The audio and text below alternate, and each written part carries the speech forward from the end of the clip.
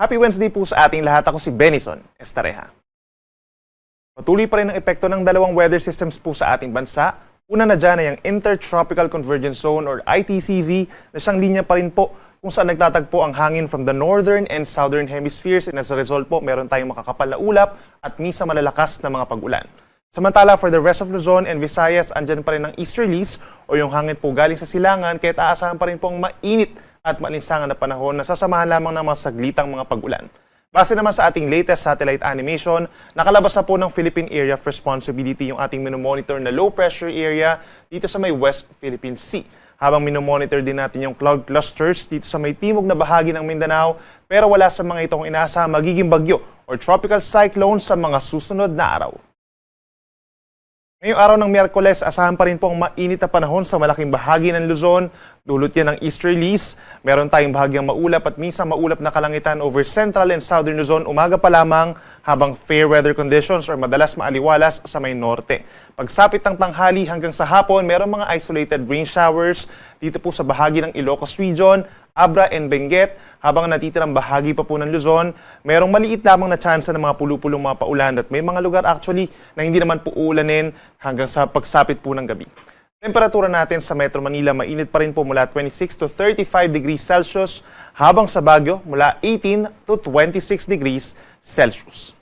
Sa ating mga kababayan po sa Palawan, magbaon pa rin ang payong kung lalabas ng bahay dahil magiging madalas pa rin ang mga paulan lalo na sa may central portion, dulot pa rin yan ng ITCZ. Bagamat hindi naman tuloy-tuloy ang mga paulan. Samantala sa Visayas, fair weather conditions or madalas magiging maaliwalas naman na ang panahon lalo sa may western and central portions. Habang dito sa may eastern Visayas, asahan ng partly cloudy to cloudy skies. May mataas na tsansa ng ulan lalo sa may eastern Samar, Leyte and southern Leyte pagsapit po ng hapon. Habang at some point may mga pulupulong mga paulan din at mga thunderstorms sa natitirang bahagi pa ng Visayas. Temperatura natin sa may Puerto Princesa mula 25 to 31 degrees Celsius.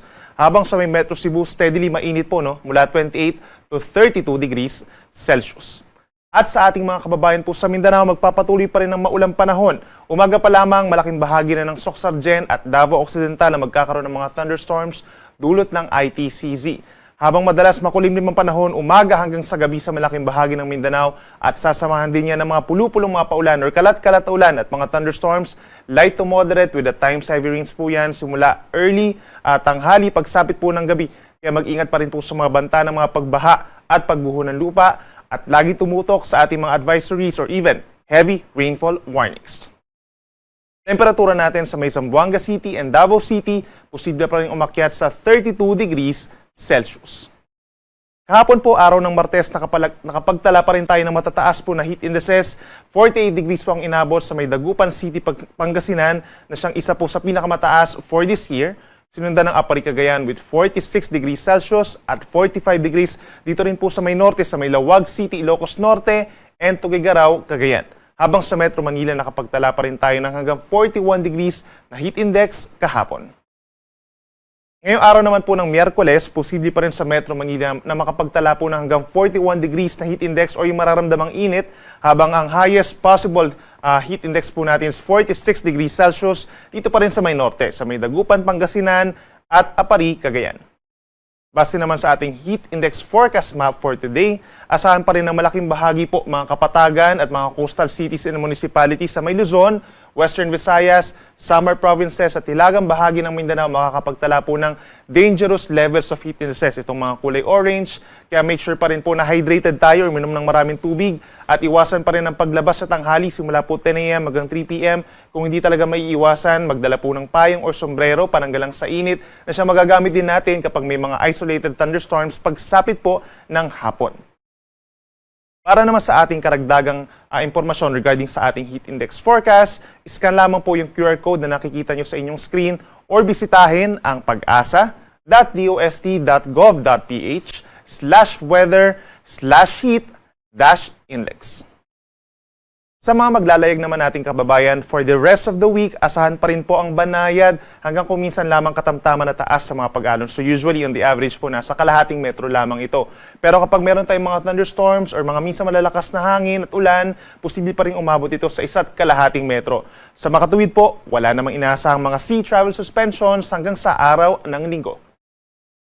At para naman sa ating 4-day weather forecast, simula po Thursday hanggang sa Sunday, andyan pa rin yung epekto ng Intertropical Convergence Zone plus the easterlies. So ibig sabihin, malaking bahagi pa rin po ng Mindanao, Palawan, and some portions of Visayas sa magkakaroon ng maulang panahon.